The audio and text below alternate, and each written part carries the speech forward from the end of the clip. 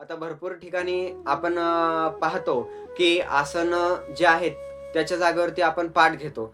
जास्त करून सत्यनारायणाची जी काही पूजा असते, त्यावेळेला गुरुजींनी लिस्टमध्ये पण दिलेलं आहे, की 3 पाट आणा. त्याच्यानंतर स्वतःही पाटावरती बसतात आणि आपल्यालाही पाटावरती बसवतात. तर ते चुकीचं आहे आणि यासाठीचं जे पण काही प्रूफ आहे, तो मी स्क्रीनवरती तुम्हाला देत आहे. वस्त्रासनेच्च दारिद्र्यं पाषाणे रोगसंभवः मेदिन्या दुःखमाप्नोति काष्ठे भवन्ति निष्फलम् कृष्णाजिन्ने ज्ञानसिद्धिं मोक्षव्याघ्र चर्मणि कुशासने ज्ञानसिद्धी सर्वसिद्धिं च तु कंबले.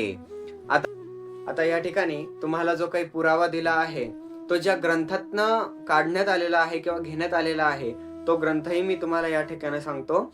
आपल्या सनातन धर्मामध्ये, आपल्या हिंदू धर्मामध्ये 18 पुराणं आहेत.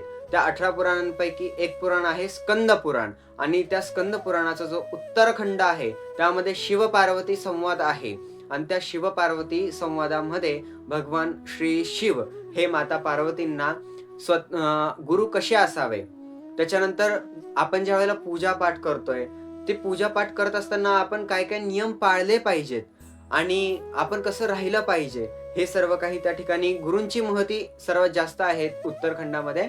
पण मात्र हेही सर्व थोडंसं कर्मकांड आहे त्यामध्ये. तर तिथूनच हा जो काही श्लोक आहे, हा निघालेला आहे.